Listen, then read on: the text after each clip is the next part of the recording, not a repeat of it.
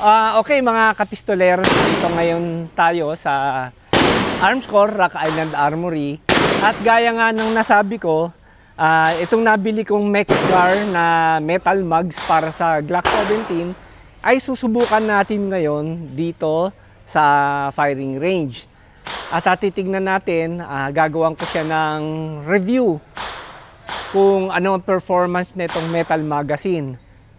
Sa mga nagtatanong kasi kung nakakasira daw ba ng magazine catch, ang sabi kasi ng Mec-Gar, hindi, kasi iba yung parang pinakalock niya, hindi siya butas at walang matalas na parts dito. Anyway, sige, samahan niyo ako, susubukan natin kung okay siya. Okay? Sige.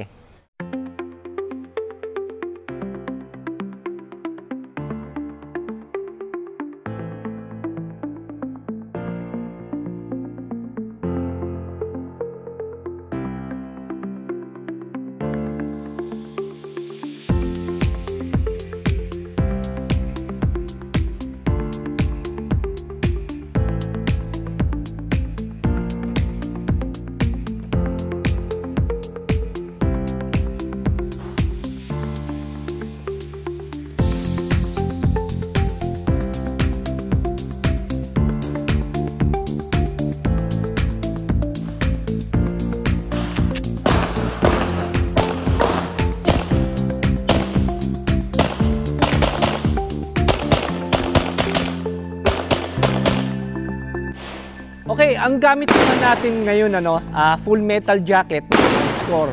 Kanina, yung nakita pa ninyo, ang gamit natin itong Reload. Green tips galing naman ng Strong Hands. So ngayon, subukan naman natin, FMJ galing ng Armscore. Mga 10 rounds to.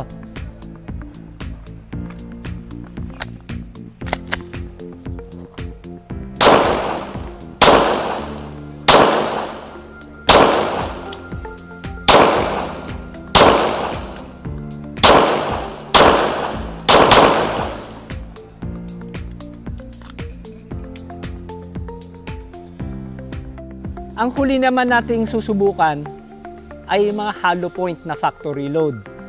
Ayan, tingnan natin. Nag-load ako ng mga 5 lang siguro. 5 lang, pwede na siguro to. Medyo magastos eh. O ayan, game na tayo.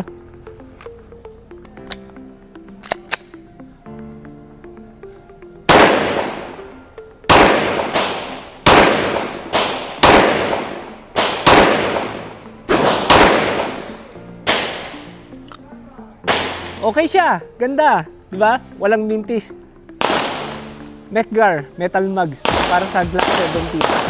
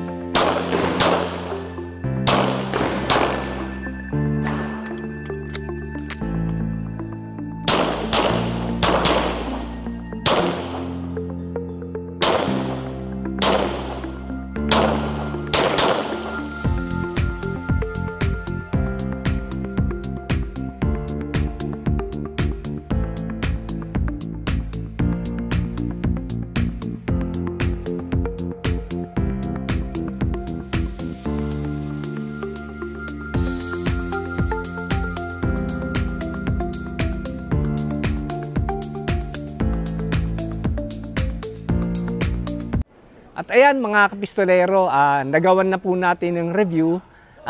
Nasa sa inyo yung verdict, nakita naman niyo yung mga video, di ba?